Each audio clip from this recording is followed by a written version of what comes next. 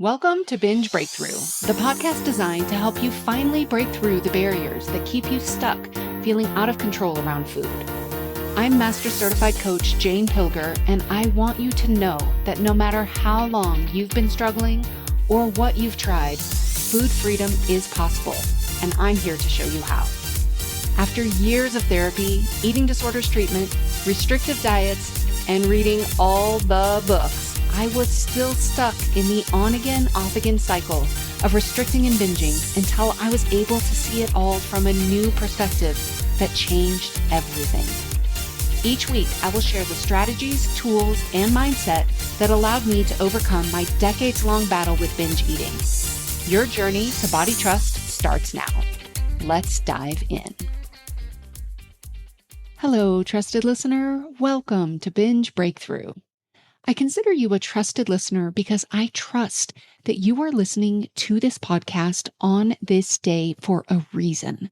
I trust that you are going to hear something today that's impactful for you on your journey with food. Whether you are hearing a concept for the first time or whether you're hearing the same concept but through a different perspective, I trust that you are going to hear something today that is going to be an impactful part of your journey. So I've heard from many of you that you're really resonating with what you're hearing on this podcast. Some of you have shared that you feel seen, heard, and understood after listening to a certain episode, or maybe multiple episodes. It can feel so validating to know that you aren't alone in your struggle. Some of you can see yourselves as I share my own stories, and you can see that perhaps you aren't as broken or as helpless or hopeless as you might have once imagined. I deeply appreciate your comments and your feedback on this podcast. My goal is to help you understand that you are not broken, and there is a very good reason why you do what you do with food sometimes. So I'm here to provide you with tools, insights, and resources so that you can create a new relationship with yourself and with food. And if you have any suggestions for topics you would like to hear on a future podcast episode, please send them my way via email to hello@janepilger.com. All right, so today we're going to talk about the brain. And my goal is to give you a basic understanding of how the brain works. Now, I am not an expert in this field. What I know comes from my own personal research, understanding, and the self-development that I have done. Now, if you want to dive deeper into this topic after you've listened to this episode, there is no shortage of resources available to you. But today, I'm going to keep things pretty simple and straightforward. I want to give you just enough information to understand how your brain works and to give you what you need to know to work with your brain rather than against it. Now, I'm not going to dive into technical terms because I want this episode to be accessible to everyone, no matter how much knowledge you have on the subject. So this is foundational information to understand human behavior in general, not only our eating behaviors. We're going to talk about it today through the lens of your eating, but just know that this topic applies to every area in life. Okay, so let's dive in. The brain's primary job is to survive. It literally has that as its number one job, for you to stay alive. So if your brain senses a threat in any way, whether this threat is real or just perceived, the brain is always going to focus on survival. That is its number one job, to stay alive. So because of this, the brain is constantly scanning for danger. And this is where the nervous system comes in. The nervous system is the way that the brain communicates with the body. So the brain senses a threat, and via the nervous system, it sends signals and sensations to respond to that perceived threat. You've heard of the fight, flight, and freeze response. This is what happens when we are in a survival response. We go into either fight, flight, or freeze. So the brain, it also communicates its felt sense of safety through the nervous system. This is when we are in that regulated response of our nervous system. And if you want more information on the nervous system, be sure to check out episode number 6 of this podcast. So when the brain is not in survival mode, it still operates with 3 basic goals. Those goals are to seek pleasure, avoid pain, and use as little energy as possible. These 3 goals are always at play for the brain. This is part of the reason that change can seem so difficult. This is part of the reason why we want to sometimes just stay in bed, why we just want to keep eating. The brain wants to seek pleasure, to avoid pain, to use as little energy as possible. And when we start thinking about change, the brain sees change as something that will take energy. It might be painful. It does not want this. Remember, it's 3 goals: seek pleasure, avoid pain, use as little energy as possible. The brain wants consistency, homeostasis. It wants things to stay the same. So let's say you decide you're going to stop binging. You don't really know why you binge, but you know you don't like it. You feel terrible when you do it, and you don't like the excess weight on your body that accumulates when you've been in an extended cycle of binging. So you decide you're going to stop eating sugar and flour. You're going to stop snacking, and you're either going to count calories, points, or macros, so you'll have some guardrails for yourself. Your brain is not going to like this. Now, first of all, it's important to understand why you binge. If binging is a form of safety for you for any reason, the simple intention of taking it away can feel very threatening to the brain. Let's say that you didn't feel safe for whatever reason growing up, and you learned how to create safety for yourself through food. If you decide to take that food away without creating safety and assurance for yourself in other ways, the brain will sense this as a threat. If you've been on a lot of diets in the past, as many of us have, your brain may sense that your attempts to change or to limit your food may result in starvation, and will see this as a threat. This is why often just the idea of changing your food, losing weight, or going on a diet will lead you to eat a lot more food, sometimes in a way that feels out of control or like you can't get enough. The brain senses a threat. It's been through restrictive diets before, and it's protecting itself from that happening again. So we've just covered the very first part of what the brain scans for: threats. Remember, its first job is to survive. Now, let's say that the idea of making these shifts around food doesn't seem threatening to the overall survival of the brain. If the brain is not in survival mode, it will go then to the motivational triad, which we've discussed: seek pleasure, avoid pain, and use as little energy as possible. So even if the brain isn't sensing a threat to its overall survival, it will definitely sense that these planned changes in eating will require energy, will involve some discomfort, and will likely provide less pleasure than it would prefer. This is why big changes are often much harder to make consistently. Big changes go against what the brain is designed for.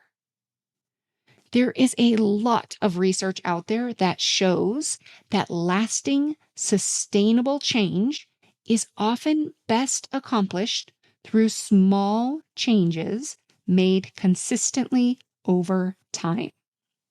These small changes don't feel as threatening to the brain. There's less of a perception that it takes a lot of energy or discomfort, and it allows us to make subtle shifts that can feel safer to the brain and therefore the nervous system. Okay, there is also a part of our brain that we haven't talked about yet. That is the prefrontal cortex. This is the thinking part of the brain. This is the part that allows us to set goals, to make plans, to work through discomfort, to remember why we want to make changes. This part allows us to become the observer and to witness what is happening in our minds and in our bodies so that we can make a different choice than the one we have repeated so many times before. The prefrontal cortex is what allows us to change, to learn, to grow, and to evolve. In order to change, we need to be able to access the prefrontal cortex and to learn how to use it to our advantage. But here is the key. The prefrontal cortex is only online when the brain is not sensing a threat to its survival. Remember, the brain's number one job is to survive, to stay alive. When it perceives a threat, all of its resources will go towards protecting itself. This can show up in different levels based upon the perceived level of threat. When the survival brain is activated, it takes up all of the energy. There is no room for the thinking brain, that prefrontal cortex. There's no room for it to be online. This is why sometimes it feels like you literally can't do what you know would be in alignment with your goals, or like you simply don't have a choice in the matter. Sometimes you really don't. So what do we do with this information? We understand that the prefrontal cortex, the thinking part of our brain, is the key to change. Remember how I talk about the fact that you cannot change what you aren't aware of? Guess what allows you to create awareness?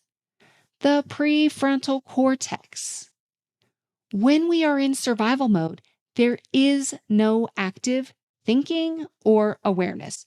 The brain just takes over. The prefrontal cortex is available when our brain perceives safety, when we're in a regulated state of our nervous system.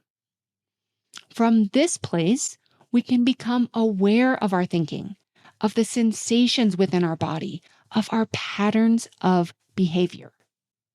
It's our prefrontal cortex that allows us to set goals, to make plans, and to understand the benefits of moving through discomfort, and to see the growth that is available on the other side. The prefrontal cortex allows us to think through what will happen if I do go through with this? What will happen if I do eat all of the food that I want to eat right now? How will I feel later? The prefrontal cortex allows us to have that space to consider what might happen a little bit later rather than just reacting in the current moment. Okay, so we clearly need our thinking brain, our prefrontal cortex, to make changes. But how do we get more access to our thinking brain. We do that by creating safety, by showing our brain and our body that we are okay. Now, this topic is way bigger than I can go into on this podcast, but for now, it's so helpful to understand that the thinking part of our brain is essential to create change. And this part of our brain is only available when the brain and the body have a sense of safety. So, what do we do with this? We make sure that we aren't setting ourselves up for situations that don't feel safe to our brain and our body. But how do we know? How do we know what doesn't feel safe? Generally, it's a felt sense. So it might show up for you like an internal constriction or an internal no that your body gives you. You don't want to force yourself to do anything. With change, approach it from a place of something you are willing to explore, something you are curious about, but not something that you think you should do, you need to do, you must do. When I work with clients, I always tell them I am not going to take away their food or their rules. Many people have a lot of rules in place around food because they think the rules keep them safe. If we try to get rid of all of the rules right away, that can be seen as a perceived threat to the brain, which is likely to lead to the out of control moments with food because the brain is trying to protect itself. So, what's the answer?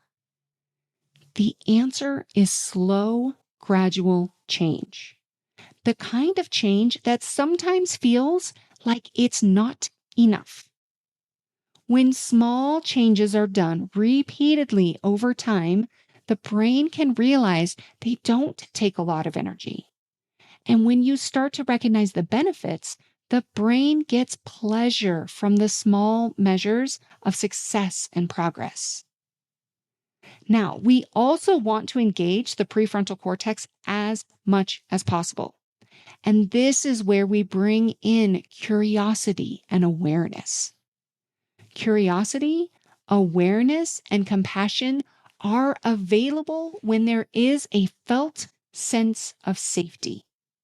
So it makes sense that we also want to bring in practices to create safety for ourselves.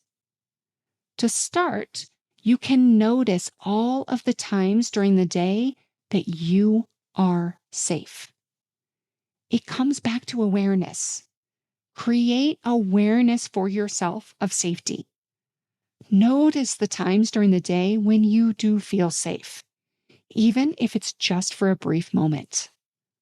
Notice what's different for you in your mind and in your body when you are able to access the thinking brain versus when you feel at the effect of your survival brain. And always remember, the brain's goal is always survival. After that primary goal of survival, it's to seek pleasure, avoid pain, and use as little energy as possible.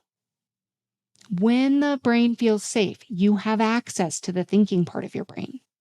This part allows you to set goals, to make small changes, to think about how you might feel in a couple of hours if you eat a bunch of food right now, to think about what else you might be needing in this moment, and to know that the sentences floating through your mind are just words, that you don't have to believe everything you think. Now, sometimes creating safety on your own isn't available if you have had a long-standing sense of threat within your own body. This is where the power of support can come in. Working with a professional can help you cultivate a sense of safety for yourself. This is a lot of the work that I do with my clients, creating safety for them within our sessions and showing them how to create safety on their own. There is so much power available with the thinking brain, but we have to set up an environment to be able to access it. That means create safety, make small changes, and when it's available, utilize the thinking brain as much as possible. As you continue to access it more, you will be able to use it to your advantage. And when you just want to eat, when you are in the middle of a difficult project at work, or when you're experiencing a big emotion, know that this is just your brain doing what brains do. It wants to seek pleasure, avoid pain, and use as little energy as possible. The types of food we seek out are often high in sugar, creating pleasure from the dopamine reward system. They also serve as a means to avoid the perceived pain of the emotion we don't want to feel. And doing a pattern that we've done so many times before takes a lot less energy than solving a work problem or having a difficult conversation. There is nothing wrong with you. Your brain is working beautifully. It will always want to seek pleasure, avoid pain, and use as little energy as possible. But when you are in a regulated state of safety within your body, you will be able to access your thinking brain.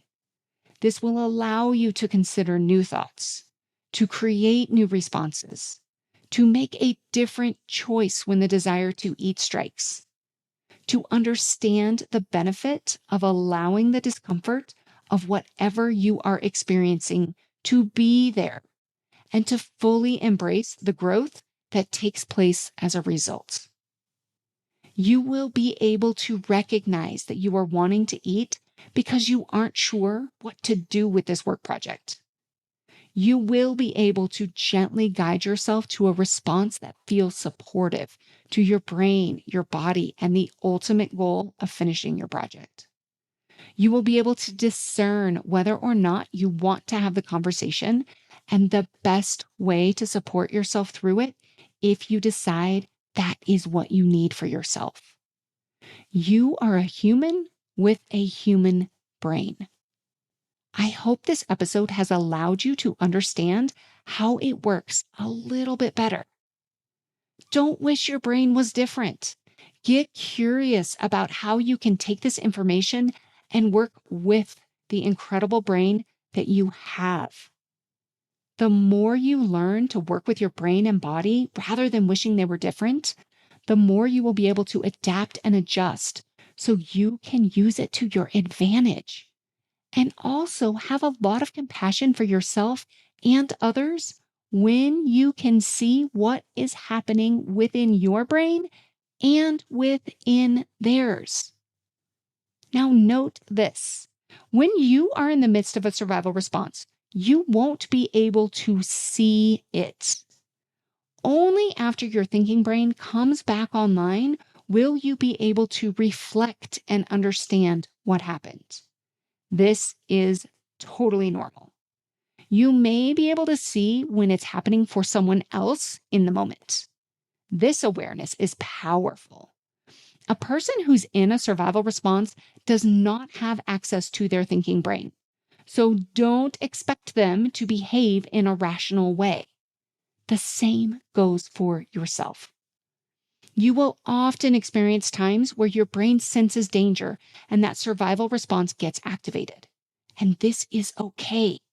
The goal isn't for this to never happen.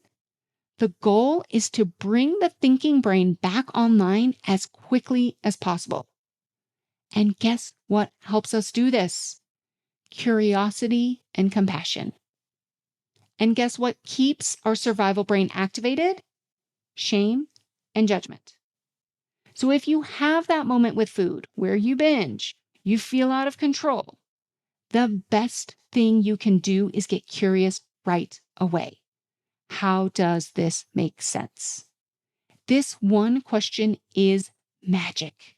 It helps activate your curiosity and the thinking part of your brain. If you notice you can't come up with an answer other than, I screwed up, I'll never figure this out, I can't believe I did it again, it just means you're still in an activated state. You are still in that place of shame and judgment. Keep getting curious.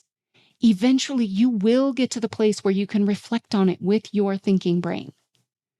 As you practice, you will be able to bring your prefrontal cortex online sooner and sooner, even during the eating experience itself. Now, this all happens slowly over time. As it happens, the brain starts to understand this is the new normal. It doesn't perceive that it requires additional energy or discomfort. It's just what we do. It senses pleasure from the true nurturing and taking care of the body. As these shifts happen, the brain then does start to see the discomfort and the additional energy that come from a binge. The shift happens over time. When that future perceived discomfort does come along, in any form, the brain is going to want to seek distraction or avoidance because that's just what the brain does. The motivational triad is always at play. But when we can keep that prefrontal cortex as an active part of the conversation, we can continue to work with our brains and our bodies in a way that is supportive, and it allows us to grow and learn and transform. All right, that's what I have for you today. Get curious about your brain and how it might be working. Don't make your actions and behaviors a personal judgment. Think about what part of your brain might be at play, what it might be sensing, thinking, and feeling. Your brain is an amazing and powerful tool. It truly is a gift. This is the beauty of being human. Understand your brain and the brains around you, and you will truly start to see yourself and others through a completely new lens. All right, I'll see you next week for another episode that will give you actionable tools that you can use to work with your brain to help you create the results that you want for yourself. Be sure to subscribe to the podcast so you don't miss an episode. I'll see you next week. Thank you for listening to Binge Breakthrough. If you want to understand why you feel out of control with food sometimes, I've created just the thing for you. Discover the number one reason why and get 3 things you can do today. Visit bingebreakthrough.com/quiz and you'll have your answer and your next steps within minutes. That's bingebreakthrough.com/quiz.